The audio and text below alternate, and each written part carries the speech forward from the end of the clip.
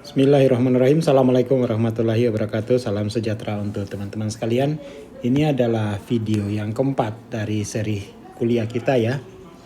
Jadi pada seri keempat ini kita melanjutkan penjelasan dari seri yang ketiga. Jadi pada kuliah yang keempat ini kita udah mulai masuk ke kajian spesifik dari Map of Consciousness. Jadi kan kita serinya kan ini spiritual science ya, spiritual science. Objek materialnya itu diri. Objek formalnya itu Map of Consciousness gitu. Objek formal dia MOC gitu. Jadi, ini sekarang adalah presentasi cara memahami peta kesadaran secara singkat ya. Jadi lanjutan dari pendimensian diri gitu. Jadi dimensi diri. Jadi dimensi diri dari kajian peta kesadaran. Jadi dalam dimensi diri ini kita bisa membuatnya dimensi ketiga, keempat, kelima, keenam, ketujuh sampai dimensi ke-10. Itu penting. Nah, setiap dimensi diri ini mempunyai ciri-ciri perilaku yang berbeda.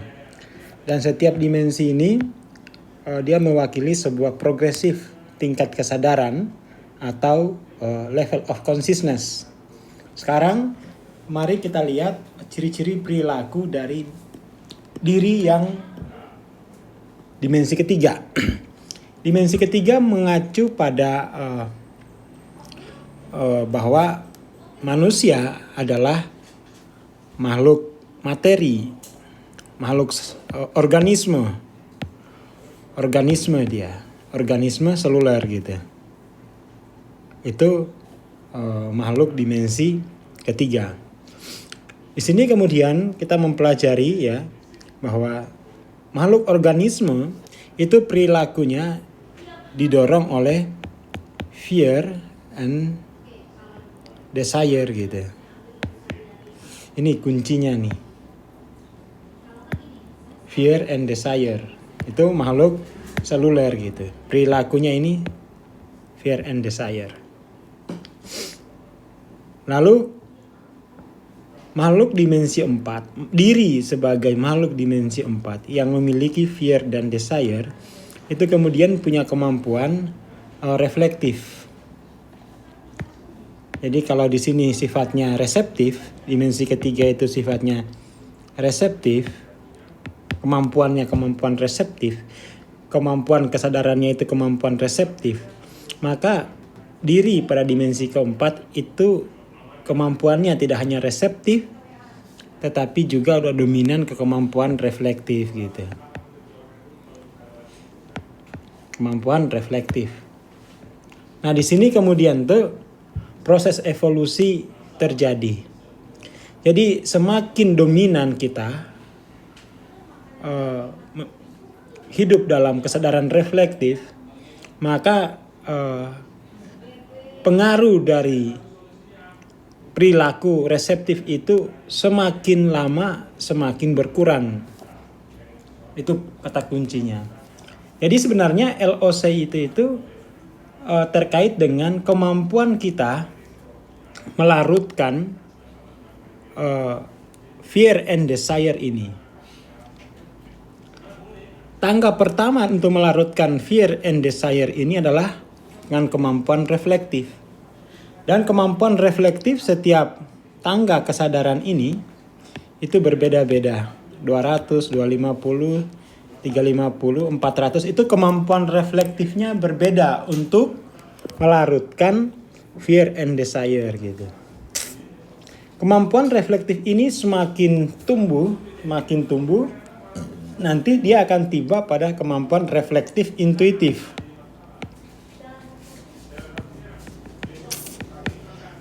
Nah, dengan kemampuan reflektif intuitif ini, maka perilaku sifat dari ketidaksadaran itu semakin kecil gitu.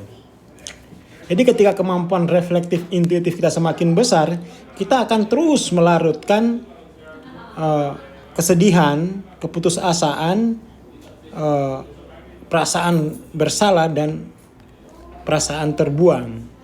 Itu nanti akan kita mampu lakukan secara otomatis jika kesadaran reflektif intuitif kita sudah dominan atau LOC kita sudah dominan gitu di kesadaran reflektif intuitif. Jadi sebenarnya lagi-lagi kita harus tahu bahwa LOC itu adalah sebuah kemampuan mentransformasi fear and desire ini di dalam berbagai tingkat kehidupan. Baik pada tingkat pribadi, pada tingkat keluarga, pada tingkat komunitas, pada tingkat komunitas gitu, maupun pada tingkat seluruh dunia. Jadi kemampuan kita melarutkan fear and desire tadi. Pada LOC 200 atau 200-250, kita hanya mampu melarutkan desire mungkin pada tingkat individu, belum pada tingkat keluarga. Karena kemampuan merefleksikan kemampuan melarutkan fear and desire di tingkat keluarga itu biasanya di LOC 350. Jadi pengukuran LOC itu tergantung kemampuan kita untuk melarutkan fear and desire di berbagai lapisan kehidupan diri kita gitu. Misalnya orang udah LOC 400. Itu pasti kemampuan reflektif intuitif untuk melarutkan fear dan desire ini sudah sampai pada tingkat sivil misalnya. Seperti itu. Jadi LOC itu bukan angka yang didapat begitu saja, yang dinyatakan begitu saja. Dia merupakan kemampuan transformasi. Kemampuan transformasi. Pada dimensi kelima, ya. Jadi kalau setelah LOC 400, 4 ke 430 ke atas itu reflektif itu udah bersifat intuitif sampai 499. Itu dia udah mulai reflektif intuitif. Dimensi kelima, ini intuitif murni. Sudah intuitif itu lebih kuat lagi dari kemampuan reflektifnya. Jadi kemampuan reflektif itu kemudian menjadi otomatis sebagai intuisi gitu. Ini kemudian diperlukan untuk melarutkan ketakutan dan desire ini di tingkat humanity, seluruh manusia. Energi dimensi 5. Jadi orang yang LOC-nya dimensi 5 dia mesti punya kemampuan reflektif intuitif yang bagus sehingga mampu melarutkan fear dan desire. Jadi kalau misalnya ada orang yang dinyatakan LOC 700, maka kita perlu mengujinya. Bagaimana kemampuan reflektifnya? Bagaimana kemampuan reflektif intuitifnya di setiap dimensi? Bagaimana kemampuan intuitifnya? Lalu dimensi ke-6 itu ada kemampuan consciousness. Lalu kelima ini intuitif, dominan intuitif. Karena sudah terbiasa reflektif intuitif, akhirnya dominan di intuitif. Berarti dia LOC-nya 500 sekian gitu, kalau dominan intuitif. Lalu dimensi ke-6 itu consciousness. Jadi proses intuitif itu terlampaui oleh kesadaran. Terlampaui oleh kesadaran yang sifatnya itu non-lokal. Itu dimensi ke-6. Jadi kalau misalnya ada orang yang dinyatakan di LOC-nya 600, maka kita akan uji lagi bagaimana kemampuan reflektifnya. Bagaimana kemampuan reflektif intuitif, bagaimana kemampuan intuitifnya. Kalau salah satu ini saya tidak terpenuhi, maka sebenarnya LOC-nya tidak cukup 600 tuh. Mungkin 400 saja perlu diragukan gitu. Karena 400 itu udah mulai ada reflektif intuitif gitu.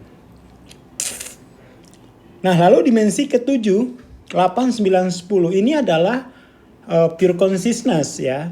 Jadi di mana perilakunya itu bukan dia udah melampaui reflektif, intuitif, terus intuitif, consciousness, dia kemudian tuh hadir untuk mempresentasikan, memperagakan kemuliaan sifat-sifat Tuhan.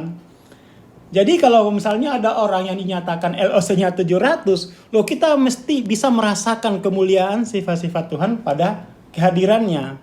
Tapi kalau misalnya ke orang datang misalnya 700, tapi kok membawa fear and desire terus dinyatakan 700, lah itu burung pipit bisa tertawa.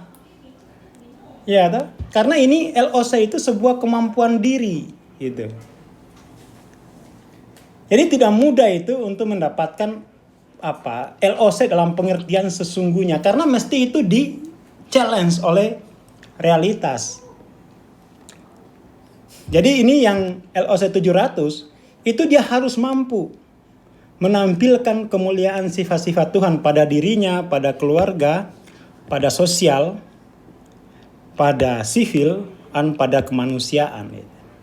Itu syarat untuk LOC 700 tuh, dia mampu menampilkan sifat-sifat kemuliaan Tuhan pada dirinya.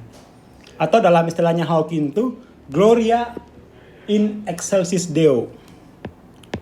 Gloria in excelsis Deo. Excelsis Deo.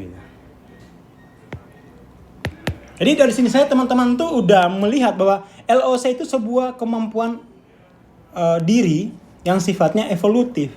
Tantangan terberatnya adalah bagaimana melampaui fear and desire dalam setiap lapisan kehidupan kita, terutama lapisan individu, lapisan keluarga, lapisan community, lapisan bangsa, dunia maya, sampai semesta. Itu harus ditransformasi fear and desire itu menjadi cinta gitu. Dan mentransformasi pertama kali itu dengan kemampuan reflektif. Nanti naik lagi kemampuan reflektif intuitif. Nanti kemampuan intuitifnya makin kuat sehingga kemudian tuh yang ada adalah keheningan mendalam dari kehidupan. Lalu setelah itu dia naik lagi, setelah keheningan mendalam, dia akan hadir lagi untuk menampilkan kemuliaan sifat-sifat Tuhan pada dirinya. Itu ciri-ciri perilaku dari orang yang berkesadaran pure consciousness 700 plus. Dia harus mampu menampilkan sifat-sifat kemuliaan Tuhan pada dirinya.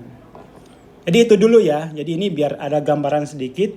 Jadi teman-teman bisa kira-kira dari sini ini udah bisa menebak-nebak. Waduh, aku masih dikuasai fear and desire. Oh, aku kemampuan reflektifnya udah ada, tapi belum reflektif intuitif. Jadi mengukur LOC itu dilihat saja dari kemampuan diri sendiri, dominan yang mana. Oke, ini kuliah keempat ini cukup sekian. Nanti kita lanjut di kuliah berikutnya, kuliah kelima kita perdalam lagi, sehingga kemudian kita mampu mentransformasikan kesadaran kita dari fear and desire lalu menjadi cinta dimensi kelima gitu. Tapi sebelum mampu mentransformasi fear and desire, jadi kemampuan mentransformasi fear desire menjadi cinta itu dimulai dari kemampuan reflektif dan reflektif intuitif lalu menjadi intuitif penuh, semacam itu. Oke, saya kira ini cukup sekian. Terima kasih. Assalamualaikum warahmatullahi wabarakatuh.